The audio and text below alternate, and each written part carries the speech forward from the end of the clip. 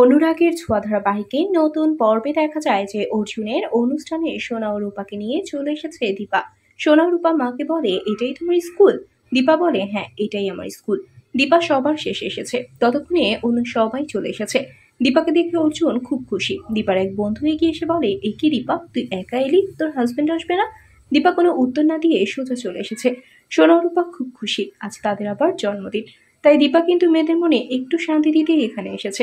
কেননা দীপার ধারণা ডাক্তারবাবু মেয়েদের জন্মদিনে আসবে না।